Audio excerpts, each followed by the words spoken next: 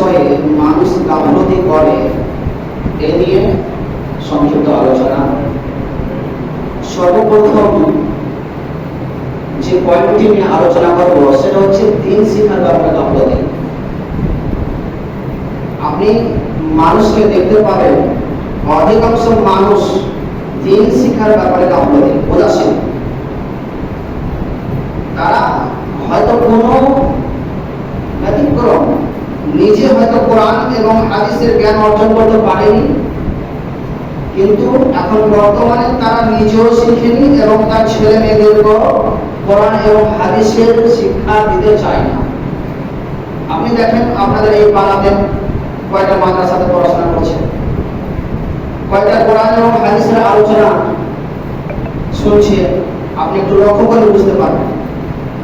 তাহলে আল্লাহ তাবারাক ওয়া তাআলা পবিত্র কোরআন মাজিদের মধ্যে বলছেন, কুল হাল ইস্তাবিল্লাযীনা ইয়া'লামুনা ওয়াল্লাযীনা লা ইয়া'লামুন।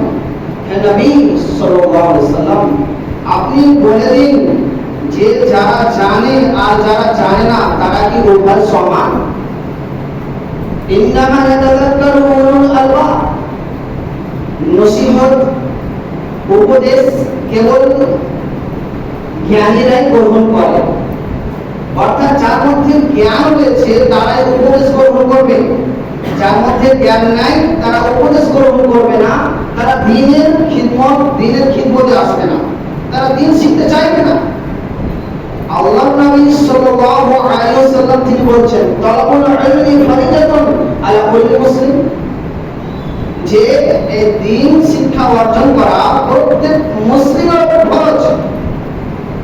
আপনি নিজেকে প্রশ্ন করুন যে আজ আমরা, আমাদের বয়স 25 বছর, আমার বয়স 27 বছর, আমি এই 27 বছর আমার বয়স হয়ে গেল, আমার বয়স 25 বছর হয়ে গেল, আমি এই বয়স পৌঁছা পর্যন্ত আমি কোরআন এবং হাদিসের কতটুকু জ্ঞান অর্জন করতে পেরেছি? আপনার উপরে কোরআন এবং হাদিসের আলোচনা, কোরআন এবং হাদিসের শিক্ষা অর্জন করা ফরজ। আমরা যেমন দিন রাতে 5 ওয়াক্ত সালাত আদায় করছি, এটা আমাদের উপর অপরিহার্য ফরজ, তাই আদায় করছি। অনুরূপভাবে এই দিন শিক্ষা অর্জন করাও ফরজ, কিন্তু আমরা এই দিন শিক্ষা থেকে পিছিয়ে আছি। অতএব আমাদেরকে কোরআন এবং হাদিসের জ্ঞান অর্জন করতে হবে। তারপরে দ্বিতীয় নম্বর যে পয়েন্ট নিয়ে আলোচনা করব সেটা হচ্ছে কোরআনের ব্যাপারে গাফলতি। মানুষ কোরআনের বিষয়টা জানতে চায় না। এই যে কোরআন, 30 পারা কোরআন আল্লাহ তাবারাক ওয়া তাআলা মানুষের উপরে যে অবতীর্ণ করলেন, কেন অবতীর্ণ করলেন এর ব্যাপারে আমরা একটুও জানতে চাই না। 30 পারার মধ্যে 114টি সূরা রয়েছে, 114টি সূরা কেন অবতীর্ণ হয়েছে, কোন সময় অবতীর্ণ হয়েছে, কারণ কি, এইসব বিষয়ে আমরা একটুও চিন্তা করি না। কোরআনের শিক্ষা থেকে আমরা পিছিয়ে আছি। আল্লাহর নবী সাল্লাল্লাহু আলাইহি ওয়াসাল্লাম তিনি বলেছেন, মান ক্বারাআ হারফান মিন কিতাবিল্লাহ, যে ব্যক্তি আল্লাহর কিতাব থেকে একটি হরফ পাঠ করবে, একটি হরফ পাঠ করবে, ফালাহু বিহি হাসানাতুন, তার জন্য একটি নেকি নির্ধারিত করা হবে। ওয়াল হাসানাতু বিআশরি আমসালিহা, যে নেকিটি 10টি নেকিতে পরিপূর্ণ হবে। সুবহানাল্লাহ। তার একটা মানুষ যখন একটা হরফ পাঠ করবে তখন একটি নেকি পাবে, আর ওই একটি নেকি 10টি নেকিতে পরিপূর্ণ হবে, পরিণত হবে। তাই আল্লাহর নবী সাল্লাল্লাহু আলাইহি ওয়াসাল্লাম বলেছেন, লা আকুলু আলিফ লাম মিম হারফুন, আমি এটা বলছি না যে আলিফ লাম মিম একটা হরফ, ওয়ালাকিন আলিফুন হারফুন ওয়া লামুন হারফুন ওয়া মিমুন হারফুন।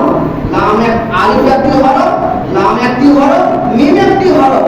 তাই একজন ব্যক্তি যখন বলবে আলিফ লাম মিম, তখন সে কত নেকি পাবে?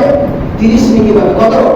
30 নেকি। কেননা সে 3টি হরফ পাঠ করলো, আলিফ লাম মিম 3টি হরফ পাঠ করলো। তাহলে দেখেন কোরআনের কত ফজিলত। আজ আমরা সেই কোরআন থেকে পিছিয়ে আছি, কোরআন শিক্ষা থেকে পিছিয়ে আছি। তাহলে আমরা যদি আমাদের একটু বিবেককে আমাদের বিবেককে যদি একটু চিনি, মানে কি করে জিজ্ঞাসা করি যে কাল কিয়ামতের মাঠে একটি নেকির জন্য যে আমরা ছোটাছুটি করব, মায়ের কাছে যাব, ভাইয়ের কাছে যাব, ছেলের কাছে যাব, বন্ধুর কাছে যাব, কেউ একটা নেকি দিবে না, সেদিন আপনার কি অবস্থা হবে? আজ আপনি কতটা নেকি থেকে বঞ্চিত হচ্ছেন? একটি কোরআনের হরফ পড়লে 10 নেকি। তাহলে একজন ব্যক্তি যখন আলিফ লাম মিম বলল তখন 30টি নেকি পেল। তাই আমাদেরকে কোরআন শিখতে হবে, কোরআনের প্রত্যেকটি অক্ষর আমাদেরকে জানতে হবে, কোরআনের সূরার ব্যাপারে জানতে হবে, কেন কোরআন অবতীর্ণ হয়েছে। শুধু তাই নয়, আল্লাহর নবী সাল্লাল্লাহু আলাইহি ওয়াসাল্লাম তিনি বলেছেন যে কোন ব্যক্তি যদি সূরা ইখলাস, আমরা এখানে যতজন বসে আছি অবশ্যই বেশিরভাগ মানুষই আমরা সূরা ইখলাস জানি, কুল হুয়াল্লাহু আহাদ, সবাই জানি বেশিরভাগ।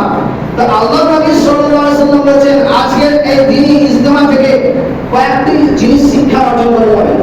তার মধ্যে এটি যে সূরা ইখলাস পাঠ করলে তার কি ফজিলত রয়েছে। তো আল্লাহর নবী সাল্লাল্লাহু আলাইহি ওয়াসাল্লাম বলেছেন কোন ব্যক্তি যদি সূরা ইখলাস 3 বার পাঠ করে তাহলে সে একবার কোরআন খতম করে দিল। সুবহানাল্লাহ। আপনার ক্ষমতা নেই যে আপনি কোরআনটাকে পরিপূর্ণভাবে শেষ করে দেওয়া, পড়ে শেষ করে দেওয়া, কারণ আপনি কাজে কাজে ব্যস্ত, আপনি কোরআনকে সময় দিতে পারবেন না। কিন্তু আপনার জন্য অফার দিয়েছেন, কি অফার? যে আপনি যদি সূরা ইখলাসকে 3 বার পাঠ করেন তাহলে আপনি কোরআন খতম করার আপনি নেকি পাবেন। তাহলে আমরা এই নেকি থেকে বঞ্চিত হচ্ছি। তাহলে আজকে থেকে ইনশাআল্লাহ আমরা সূরা ইখলাস 3 বার পাঠ করব। সবাই চেষ্টা করবেন ইনশাআল্লাহ যে সূরা ইখলাসটা দিন এবং রাতের মধ্যে যে কোনো টাইমে সূরা ইখলাস 3 বার পাঠ করবেন। তারপরে সংক্ষিপ্ত আলোচনা, একটু পয়েন্ট আলোচনা করে আমি শেষ করে দেব। সেটা হচ্ছে যে জিকিরের ব্যাপারে গাফলতি। আমরা আল্লাহর জিকির আজকাল করছি না, আল্লাহকে স্মরণ করছি না।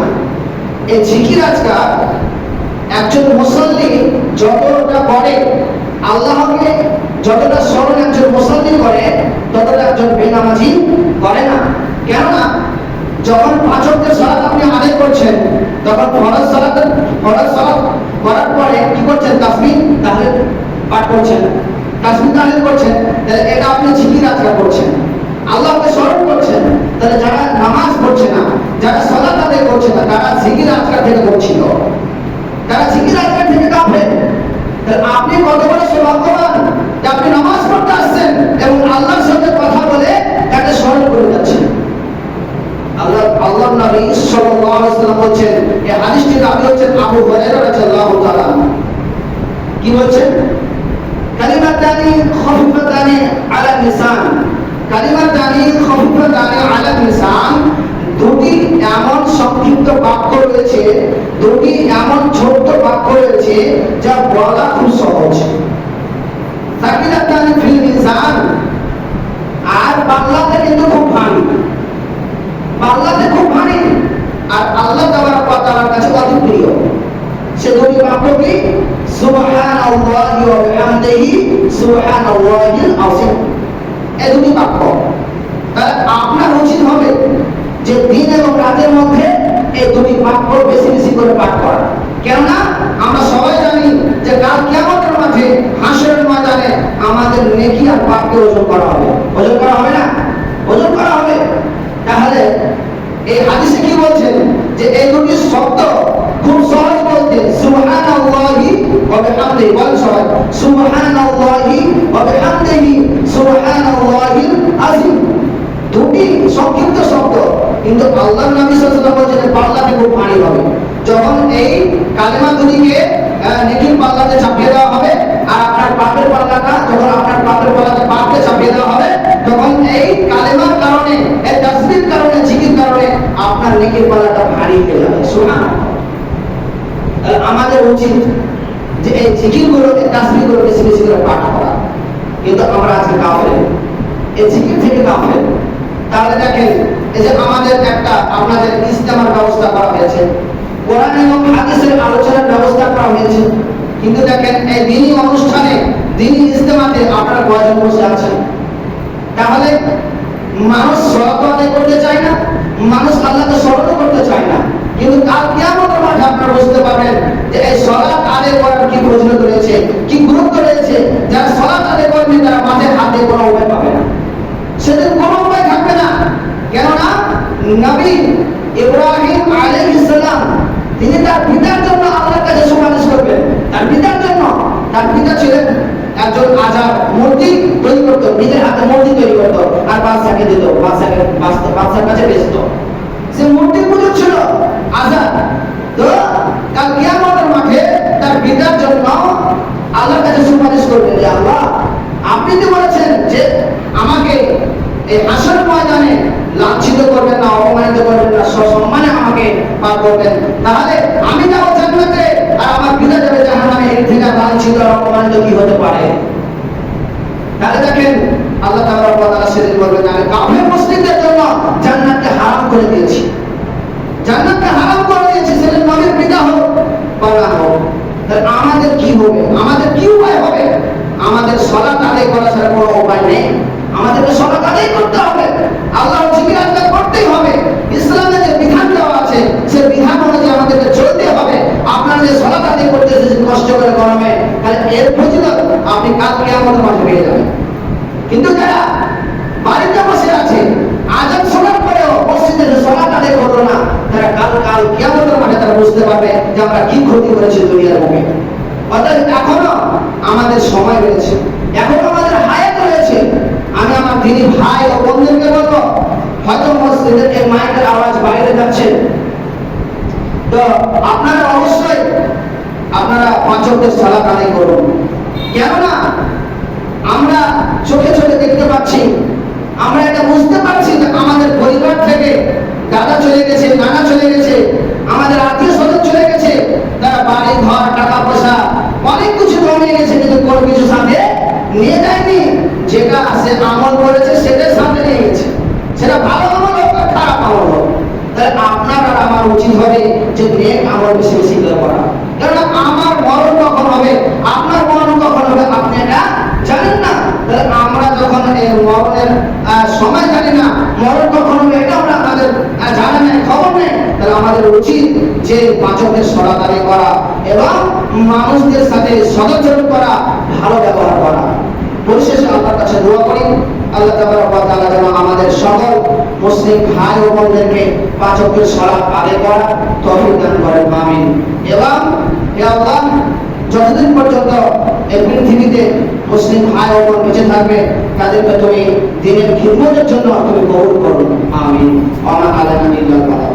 দোয়াটা পাঠ করেন, সুবহানাল্লাহুম্মা ওয়া বিহামদিকা আশহাদু আল্লা ইলাহা ইল্লা আনতা আস্তাগফিরুকা ওয়া আতুবু ইলাইক। আসসালামু